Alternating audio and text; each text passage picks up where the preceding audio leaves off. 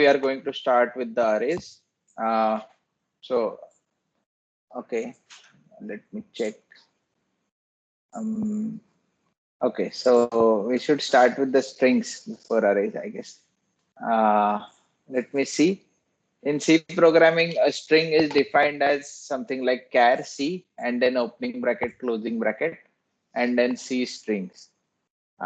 So when a compiler executes, it incorporates the character enclosed in double quotes. So C space string, entire thing will be stored as a string, and then it maps a append slash o. जैसे slash n होता है, ऐसे slash o to declare that it is end of the string. So how we declare a string? Here is the of declaring a string. Char s is equal to 5. So it will declare a s variable, but this time not a single variable, but s0, s1, s2, s3, s4. There will be 4 fill in the blanks in which you can store any number of bytes as you want. So whatever number 42, 51 will be stored here, and those will be the char type. So basically, a string is a set of characters defined together. So when I say NINAD, it is always a string. But if I take n separately, then it becomes a char. So you can say set of character is called a strings. Now here are some other examples of initializing the strings. Let's say you don't want to specify how much long is the string is. Then you can directly write char c equal to and then put double quotes A, B, C, D. Okay. Or you can do it in a different way, char c equal to in bracket 50 and then you write A, B, C, D. So what will happen in the first case and second case is it will declare a blank space and store A, B, C, D into that. In case it will reserve the 50 bytes and use only first 4 out of those. So the second case is kind of wastage of the space, but it is pretty specific. You can assume it as reserving a berth onto a train and then you book 72 berths and then use only 4 out of them. So it is kind of waste, but it is comforting because now you know where your locations will be exactly mapped. Then the third way is you can also write a string as A, B, C slash O. So this is a non-traditional way of writing. I prefer writing it into a double quotes, but you can define it. I'm not sure whether I have shared with audio quality or not. But anyways, we don't need audio. The last declaration is C char 5. Now this is again similar to C50, but this time we have optimally used whatever is the required. So whenever you write C bracket 5, it actually gives C0, C1, C2, C3, C4. So you have to write n plus 1 into the rectangular bracket and start with the 0. So that is a common confusion between higher language programmers and C programmers. C always begins with 0, 0, 0, whereas higher language programming languages such as MATLAB starts with 1, 1. So वहाँ पे n plus 1 नहीं करना पड़ता. Whenever say n equal to 50, it means 50. Whereas here, when we say C50, it means 0 to 49. So it is n plus 1 always written into the bracket. So you can take another example that C5 equal to A, B, C, D, E. Here we are trying to assign 6 characters and the last character slash O to the char array having total 5 characters. So this should never happen because you are declaring only 5 variables and then trying to assign 6. Now you will say A, B, C, D, D, E are only 5. But remember, whenever you end a string, there should be a slash O to indicate the end of the string, and that's why it is trying to assign the 6 characters. So remember, in this case particularly, you can have C200. Whenever I declare, I have this habit of declaring 200 bytes so that you have sufficiently long enough text. इतना बड़ा 200 character का किसी का नाम भी नहीं होता और आप एक गो में इतना बड़ा character string भी नहीं लिखते. So any single line you can say 200 is good enough for any declaration of strings. Now assigning a value to the string. So this is where we first define the assign the value. So here is one example, char C100. So we have just declared a char with 100 spacers into it. So we have 100 fill in the blanks where I am writing C space programming. So this way the assignment is basically directly assigning the variable is done in the initial examples, whereas in this case it should throw an error, array type is not accessible. Okay, so str copy function to copy the string inside. So you cannot directly assign the variables, but you have to use str copy. For example, reading a string from the user, we generally use scanf function. So scanf function reads the sequence in the character until it encounters a white space. Now white space, new line, tab, etc. all are the end statement for your scanf statement. So here is one example. First example, using a scanf to read a string from the user. So this is where we are using a name, your name, and that function type is string percentage %s. So include stdio.h int main char name. Then you have fill in the blanks of 20. So now it's like a declaring 20 names as a char. So name 0, name 1, name 2, name 3, and so on up to name 19 got declared here. Now printf enter your name, okay? Then scanf percentage comma name. Then printf your name is percentage comma name and return 0. So here Dennis Ritchie has entered and your name is Dennis because after the space it has encountered end of the statement. So Ritchie is not getting printed. So you have to be careful while entering the space. The scanf ends, and if you want to read the Ritchie, you have to write one more statement for scanf, and maybe surname is the variable you need to assign to it. And while printing also, your name is percentages comma percentages and then bracket double quotes goes comma name comma surname comma semicolon. So this is the first example you have to try today, where you will try to input your name as a string and your surname as a second string and try to concatenate them. So we will see what is concatenation or joining of two strings later. But basically string definition is done like this. Now next program is how to read lines of text. Okay. So it might not happen that you every time enter a single word and do it using %c. So that's why we use something called as fgetS function to read the line of a string. So, and you can also use puts to display that particular string.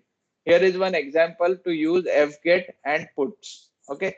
And puts, S stands for string. So whenever you see the command fgetS, puts, means the extra S is there, that is generally with associated with respect to strings. So let's start. Hash include stdio.h int main char name, and then you specify a 30 space for this name character. Remember what we are trying to see is till this point we were just declaring a single variable and storing it. For example, till this point we were saying char and then write a, okay, and then you write a equal to something like n. Okay, this way it is okay. You can again declare char b, and then you can say b equal to maybe I.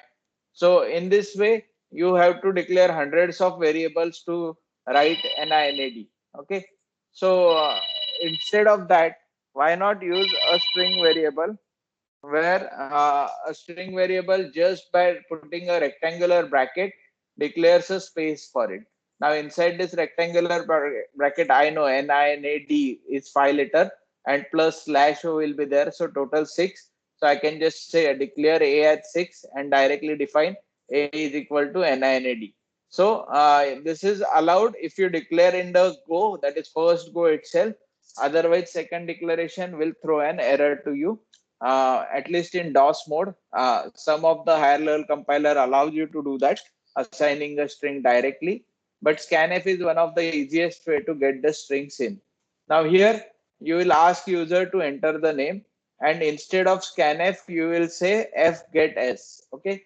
We have not studied what are the operations with f or file pointers. We will study that later in the course. But right now, just remember fgetS is similar to scanf, where name is the assignee variable, then size of name, whatever is the size of name, and then std in, okay, string in. So this will read the file name and then print name and then put as name. So it will display the string back and return. And this time, if you enter the name Tom Hanks, it should display you Tom Hanks. So this is how the different codes are there. So this will be your today's second experiment. First is to read the string using scanf. Second is to read the entire name using fgetS and putS. So here we have used fgetS function, which is basically a three-part variable. So whenever you use a function, so by this time you might have studied that functions will always have arguments. So fgetS generally has three arguments. First is which variable you want to store it. Second is how much you want to store it. And third is from where you want to store. So this is how it should work. And now if you see it carefully, the first one, name, is where you are storing it's a variable name. Second is size of function. So size of function will return the size of name. In our case, it was 30. So it can take up to maximum of 30 characters from the input. As soon as you entered the 31st character, it will stop taking that input. And the input is actually taken by stdln, and that is standard line input. Okay. And to print the string, we have used putS, and then names will be printed. Though there are more than 30 characters to be printed, but it will just print a blank space. So you actually see the actual name entered, and rest of the lines are inserted with the blank space. Now, getS is a function which is also used for the input. However, it is not used with C standards nowadays. So if you are reading the old books of C programming, you will still see this getS and putS. But nowadays, fgetS is the updated version of getS. So you will get an error if it is a new C programming standard, that is 2013 onwards. They have changed the programming standards of C. 1972 to 2013, that is older version of C, support getS. getS allows you to input any length of character, and then it might cause a buffer overflow, and that's why they updated it with fgetS. Now, passing a strings to the function. So this is the third example. In this, strings are passed as a function, which is similar to the arrays. Now we will learn arrays in coming lectures, but let's see how we pass a strings as a function. Here what we do is include stdio.h, which will include a standard library. Then void display string char str0. तो यहाँ पे second line में हम क्या कर रहे हैं basically, सो यहाँ पे कैरेक्टर डिफाइन कर रहे हैं. सॉरी, एक मिनट. यहाँ पे हमने कैरेक्टर डिफाइन किया है जिसकी लेंथ हमने मेंशन ही नहीं किया है. Okay, so basically this particular is a function declaration, जैसे हम हमेशा करते हैं, और एक्चुअल फंक्शन जो है वो नीचे लिखेंगे. So this is just a declaration of the function, and this is where we are actually writing a function. Now inside this function, what we are going to do is string output, printf statement है, and put as str. तो जो भी लिखा है वो put करते जाएगा. And now let's come to the main function. So in the main function, first we declare str with a length of 50. So it will start with str of 0 and it can go up to 49. Remember this, one less. Okay. And then printf string. So you ask user to enter the string, and then fget, you read that entire line, and then finally call your own user defined function, display the string, and then return. So you might assume that this is very similar to putS, but using a string function. Okay, so you pass this string function and this entire string is getting printed over here. Remember, there was no separate declaration required because the type was passed through the function itself. Now, many of us still don't get how the functions are written and why they are written like this, when to use this particular thing over here, or when to write void. they like the simple programming like main or something like that, which is good. But when you want to do the repetitive task, it is always better to write functions. Though personally, I never write functions, but while teaching, I will always say, always write the functions. Okay. I like straightforward programs, one after another. So let's go and study the next type, which is strings and pointers.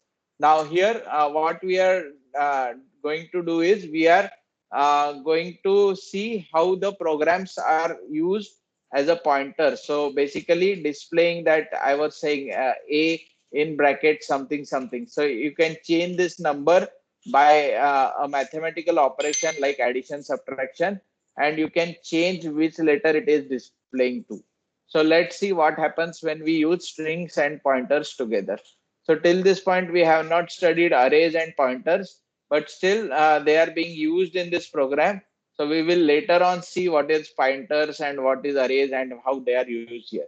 So basically remember, whatever this rectangular bracket I am telling, this is array only. So character array is what we call the string, and this is the perfect way of defining any string. So you just write char name Harry Potter. So that is the declaration point. And then what you are doing is printf %c name. Okay, star name is where H will be reported from Harry Potter's H. Then you will do star name plus one. So this will be A from the Harry. Okay.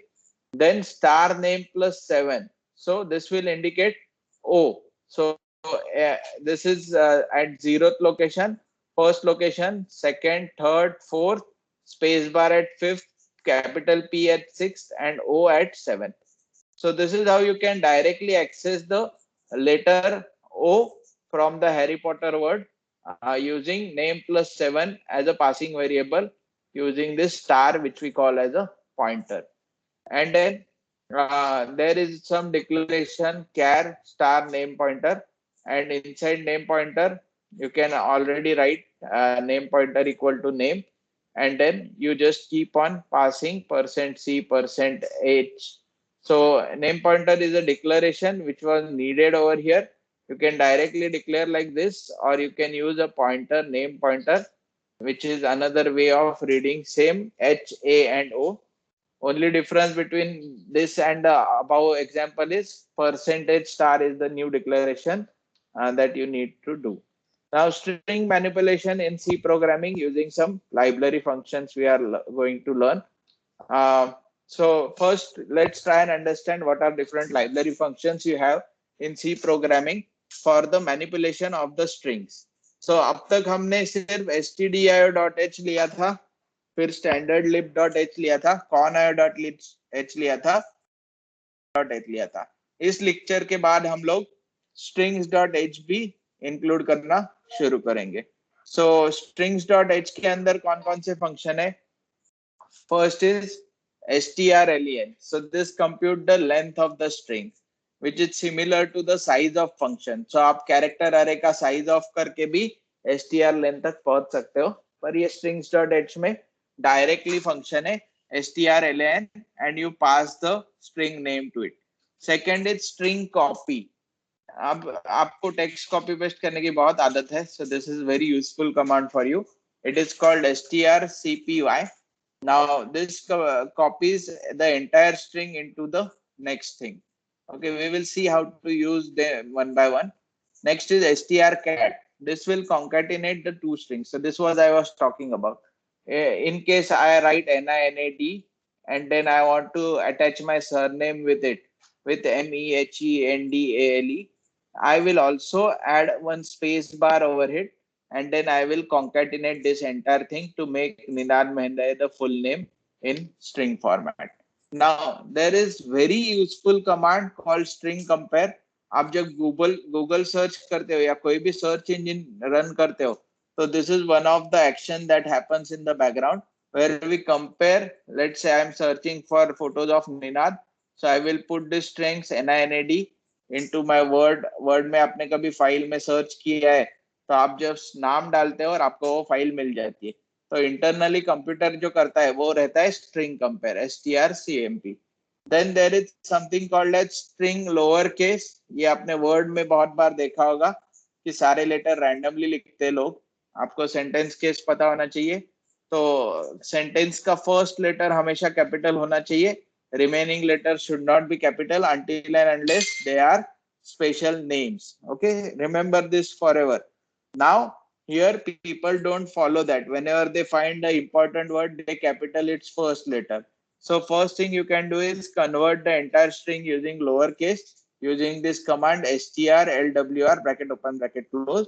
So if I write NINAD is a good man. Okay, so this is how people like write nowadays, and there was no need to capitalize A, capitalize G, and capitalize M. So whenever I call it a lowercase, it will convert each and every letter which is capital in this structure into a small one, and then you can just convert the first letter as capital one using the pointers. Then also you can do the uppercase letters also. For example, you want to say AIDS or something like a short form of some disease. So this has to be a 4 capital letters or NASA, NASA. I guess this is some kind of short forms, and we need to write them fully capital, even USA or something like that. So fully capital letters, you use the uppercase conversion for the string. So to do all these operations, you must include this new library जो अब तक हम नहीं कर रहे थे. आज से हम ये 5वीं लाइब्रेरी ऐड करेंगे, hash includes bracket strings dot h. Now let us understand getS and putS functions, which are the two functions that take string input from the user and display it respectively. So first, you write a program to enter using getS. It will read all the name directly into the name, then printf and putS. अब इसमें problem जैसे मैंने आपको पहले बताया कि अगर आपने बहुत बड़ा इनपुट डाल दिया और आपका इनपुट बफर अगर फुल हो गया तो it might cause a problem. But operation wise fgetS से तो बहुत ही सिंपल है, क्योंकि इसमें एंड ऑफ फंक्शन नहीं लिखना पड़ता, कहाँ से इनपुट लेना है वो बताना नहीं पड़ता. So this getS and putS are much easier to handle, which are available in strings.h.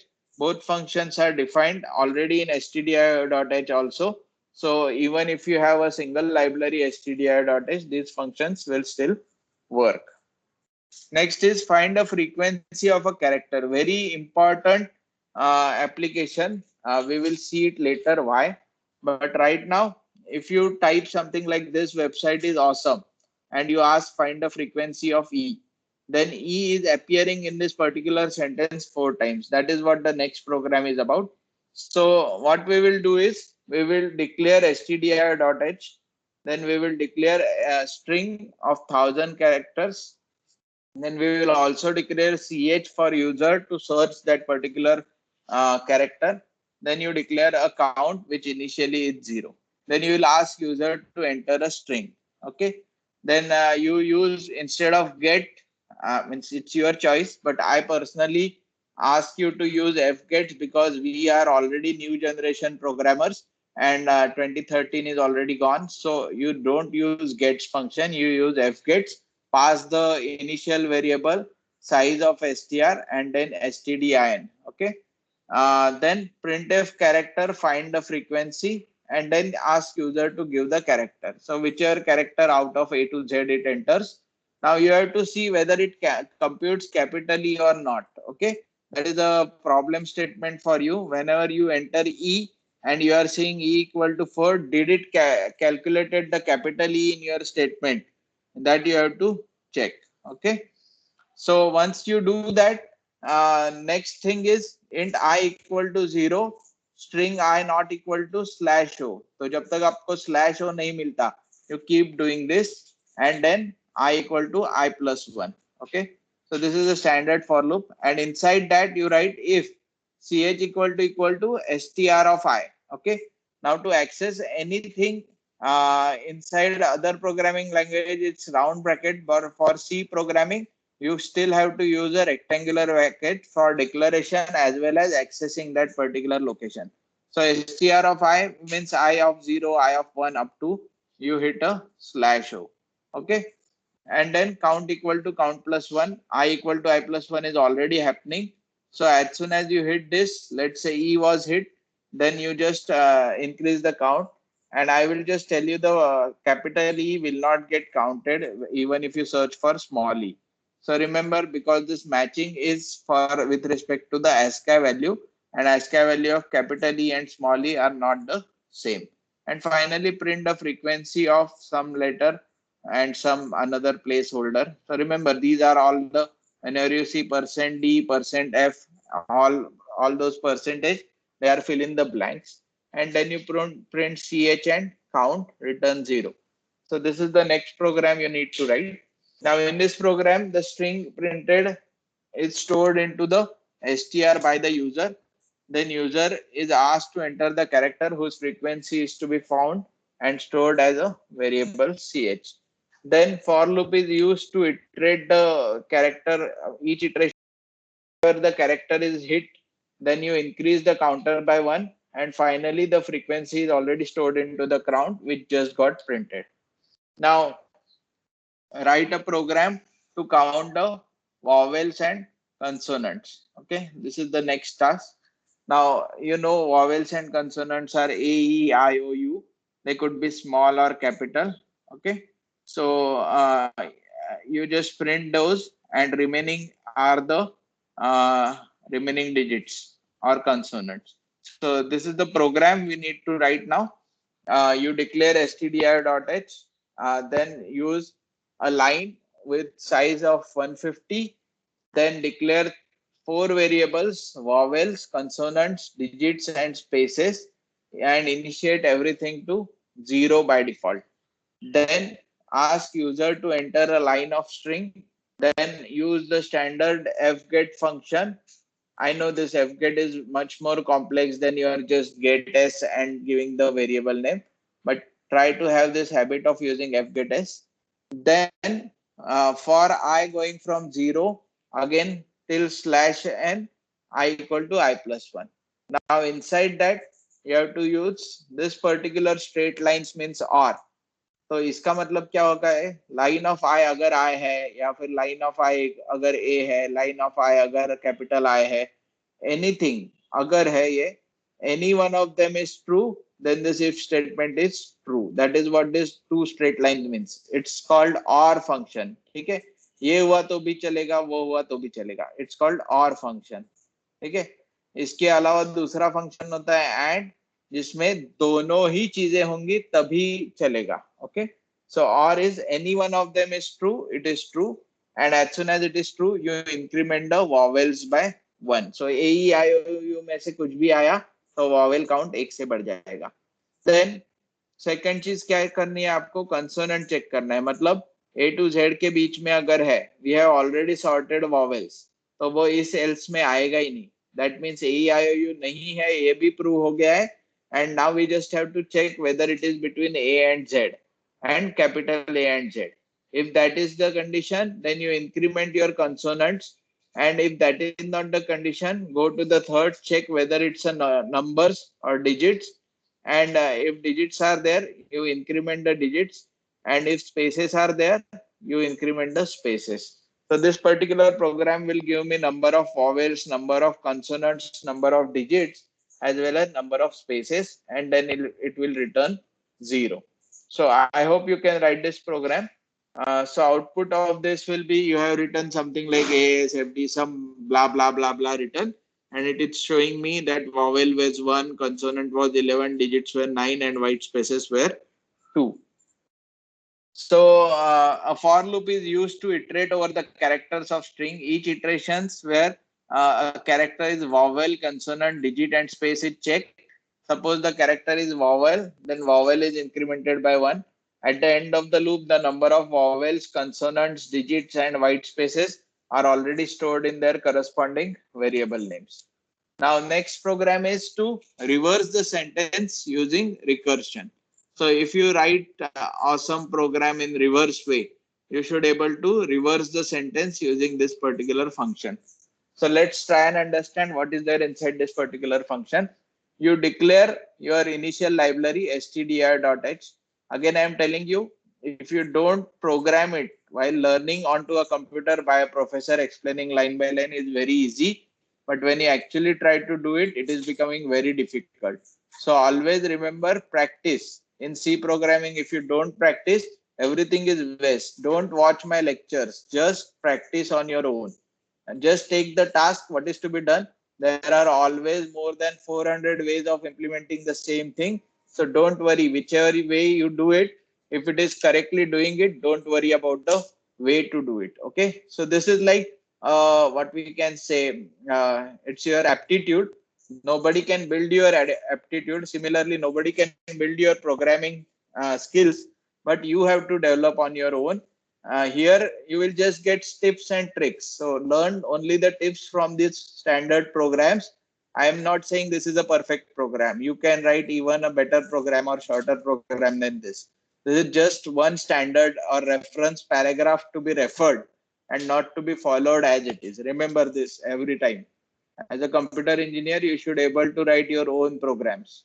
Now printf, enter a sentence and you pass a function called reverse sentence return. So that's it. This is the main program.